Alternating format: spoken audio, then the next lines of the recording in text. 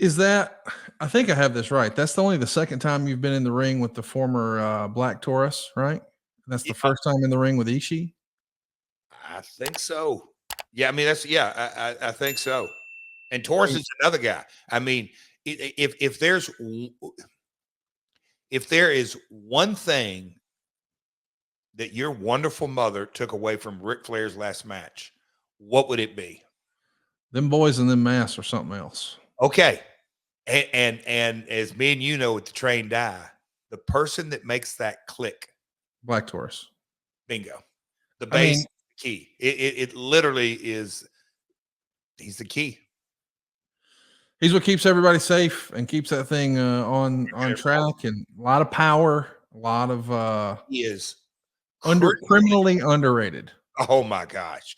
He just, yeah, hologram on Collision the other night. I don't know if you got a chance to see this, but where was, oh, we were driving home. So we were driving home from whitewater rafting and I had Collision on in the car. And my man Codes was really, you can kind of tell, yeah, he was into the match. And I was sitting there watching it and he was riding shotgun with me, Connie. And actually the queen, who's, her education in professional wrestling, I think by osmosis, her comment was, "Hey, Codes, Taurus is really, really good, isn't he?" And I smiled and looked over my shoulder and I said, "Well, how about you calling out the base?" Anyway, he's great. He's very good. I, uh, I love the idea of you being in the ring with a lot of guys for the very first time, and there were a lot in that match you were in the ring with for the first time, and a lot of guys it was the second time, and I just love this career resurgence you've been able to have. But I think, correct me if I'm wrong, is that just the second time you've wrestled at Bridgestone? I know last year you beat Jeff Hardy in the zombie match, whatever that was. But is this the second time, or have you been there more than that? Um, my man, shout out Mr. Alex Marvez, who can always keep me straight. But I remember a sold out Monday Night Raw in the Attitude Era that I did not wrestle at. You're probably accurate, Conrad. I don't think I've really wrestled a lot in that arena. Had a lot of TV tapings, I feel like, but like you said, wrestling wise, no.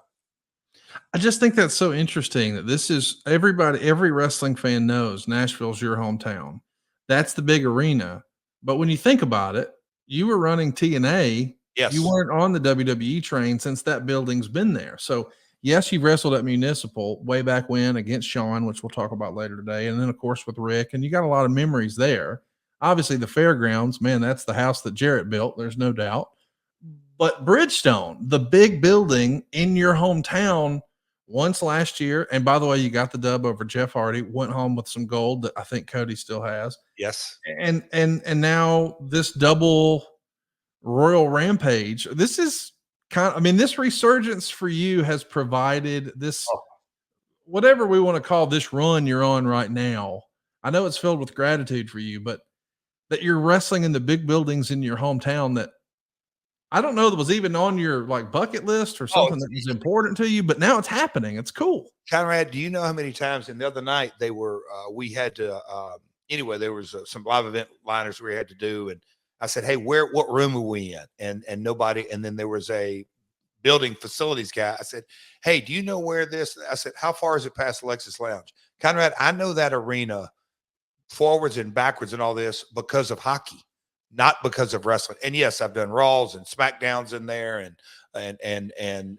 now Dynamites and everything that went with it. But I remember right after I got sober, it was the Preds playoff run, and I got to go out on the ice and welcome and wave the towel and all that. That was like up until last year, that was my big Bridgestone moment. They're always good to me and announce me, and we have silliness and my man Nash, and we've done all kinds of in-game entertainment, skits and bits and all that kind of stuff. I love the Preds, Sean Henry and team. Nashville, I believe, it's taken a while, but I think they now truly understand just how special that organization, how well run it is, the elbow grease they put into educating the Nashville market about hockey. Nashville was not a hockey town; it's a hockey town now. But Smashville was I got to enjoy my fandom and go to games and down on the ice and go in the locker room and take the kids and all that kind of stuff. So I've been a fan more in that building than I have a performer.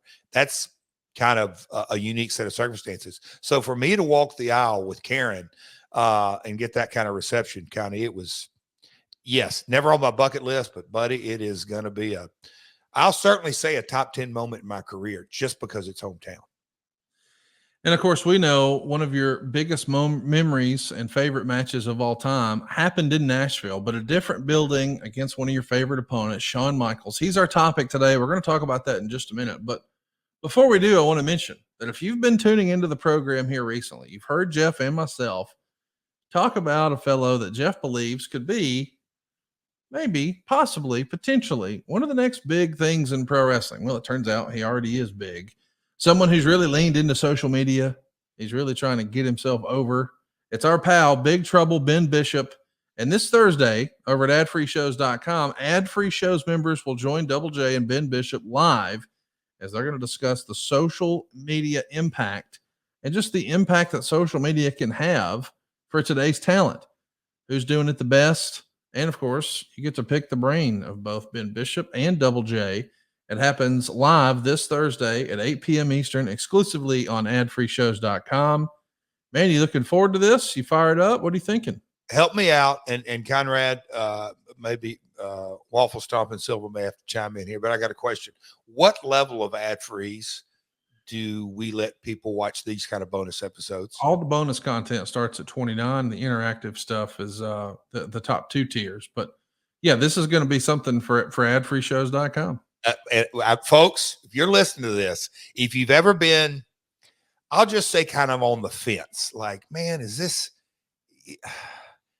worth it? And this and that. And, to me, commercial free is a slam dunk for anybody. And I get those comments all the time. We got quite a few Friday we got some ad free community up in Frederick, Maryland in those parts. But anyway, this Thursday is going to be one of those ones that I don't think my man understands, brother Double B, Ben Bishop. I don't think he understood what he signed up for, because, pardon it, Mr. Jericho, but he's going to be part under the learning tree. I'm coming with my A game. He is not going to know what hit him. I'm just going to say that, because I'm going to be part fun. I'm going to give him a hard time. He's not going to know what version of Double J or the Last Outlaw he's going to get. So, folks, it is going to be 50 minutes, or we may go overtime. I don't know. But,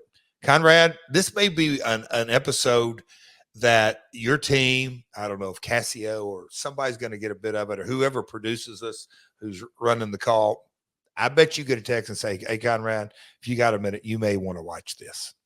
It's going to be fun. I'm ready. I'm ready right now to do it.